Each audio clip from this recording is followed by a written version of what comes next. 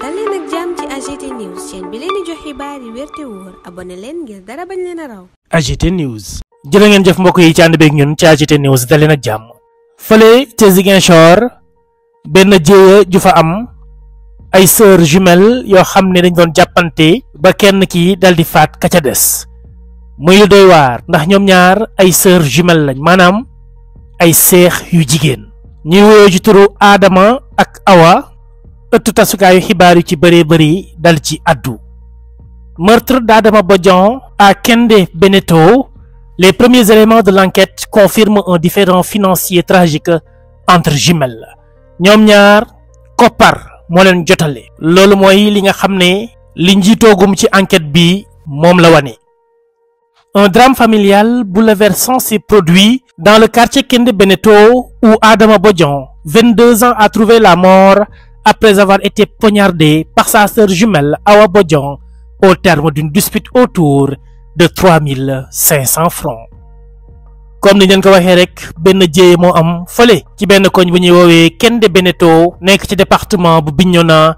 Adama Bodian moom la ñu faat moom mi am ñaar fukki at ak ñaar gannaaw bi nga xamee ne moom jam nañu ko ki ko def nag du kenn ku dul sœur jumelle am maanaam seexam bu jigéen di Awa Bodian ginnaaw bi ñu amee ñoom ñaar jàppante xuloo ñeel xaalis bu toll ci juróom-ñaar téeméer. Les premiers éléments de l'enquête menés par le commissariat central confirment qu'un différend financier est bien à l'origine de ce meurtre tragique. li nga xam ne enquêteurs yi jot nañ koo am pour le moment te ñi koy jiite di waa commissariat central ba loolu la wane ne ñoom koppar moo dox ci seen diggante. Selon les premières auditions, Awa Bodian aurait emprunté à sa sœur une somme de 3500 francs qu'elle n'était pas en mesure de rembourser entièrement. Elle aurait alors proposé de restituer partiellement la somme avec un acompte de 2000 francs. Ce qu'Adama aurait catégoriquement refusé. Cette mésentente aurait rapidement dégénéré en dispute violente. bi nga xamee ni moom Awa Bodian déglu nañu ko wax na ni sœur jumelle am boobule da koo abaloon lu toll ci 3500 francs moom nag mu ne ko woon delloo xaalis bu ni toll ci saasa mu ne ko da koy defal avance jox ko 2000 lu ci des après mu daldi ko koy mën a mottali la waaye Adama ki nga xam ne moom la ñu faat da koo bañ loolu nag jur ca saasa benn xuloo bu métti boo xam ne dox na ci seen diggante.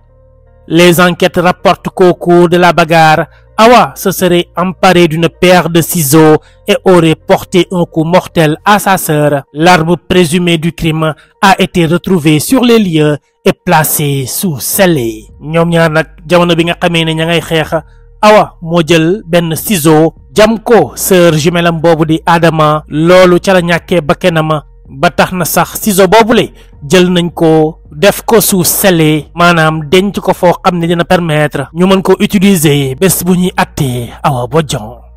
Awa Bodian a été placé en garde à vue tandis que plusieurs témoins, voisins et membres de la famille sont actuellement entendus. Les premiers résultats de l'enquête tendent à exclure la préméditation. Les enquêteurs s'orientent plutôt vers un acte de colère spontanée.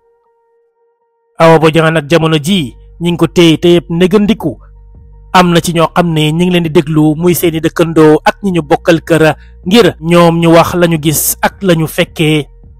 résultat yi nga xam ne nag aman dinañu ko ci enquête bi li mu wane mooy mën nañoo njoxt ne préméditation amu ci maanaam nekkul loo xam ne Awa Bodian da koo préparé woon bu yàgg ngir def ko. enquêteurs yi ci liñ gën a jublu mooy benn mbir jëf joo xam ne moom Awa def na ko fekk meram dong moo ko yóbbaale.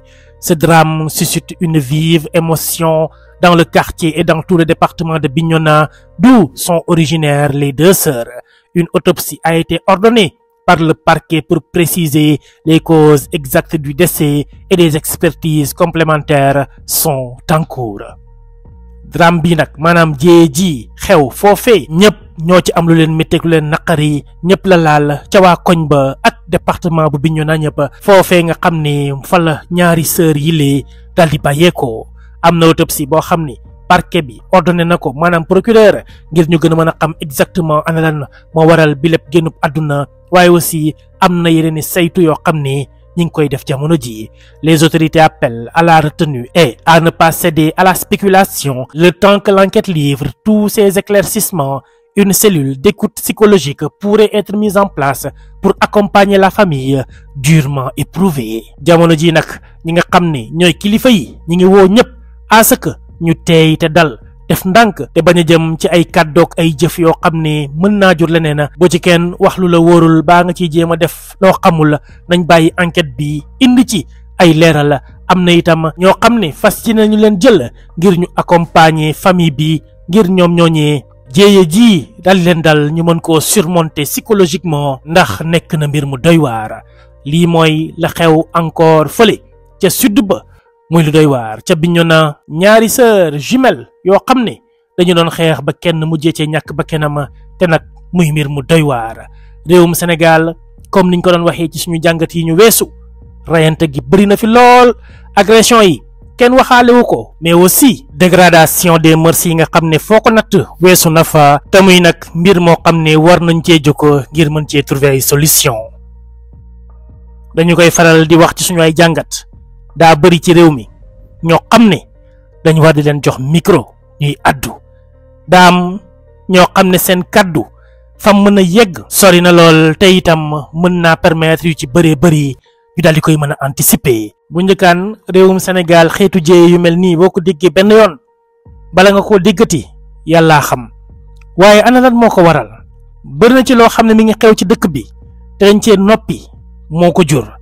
parents yu ci bëri mën nañ ne démissionné nañ. yar gi ci gune yi néew na lool wala boog dañ naan wàññeeku na bu baax a baax.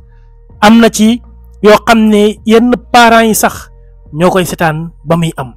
réseaux sociaux yi itam contribuer bu baax a baax ci loolu ampleur bi mu daal di jël. lan moo ko waral seetaan gu bëri ci yenn yi nga xam ne du dëgg du yoon gi am ci pénc mi te kilifa yi ci war a wax duñ ci àddu mukk. loolu nag ñëpp xam nañu ne bu continuer famille jëmee Sénégal ci xeetu jéey yi dong lay doon.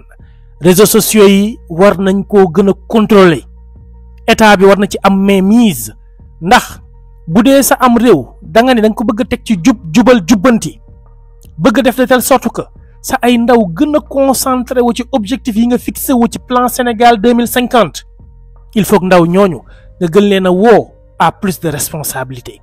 ndaw ñooñu nga gën leen a woo ci terrain bu leen di permettre ñu gën a am conscience ci enjeu yi nekk ci suñu kanam. bu boobaa dina bëri souvent yenn yu xew yu mel nii mais du bëri du lu ñuy gis tous les jours te itam ndaw ñi dinañ gën a jublu ci leen di amal njëriñ seen réew luy contribuer ci seen développement. lii mooy mbir yi gars yi dinañ ci dikkaat ci beneen jàngat gën cee yaatal ndax Sénégal gii li ñu war a waxtaanee bëri na lool te muy luy njëriñu réew mi. ñu ngi leen di jaajëfal ñu joxante dig daje beneen yoon ci beneen jàngat. AGT News.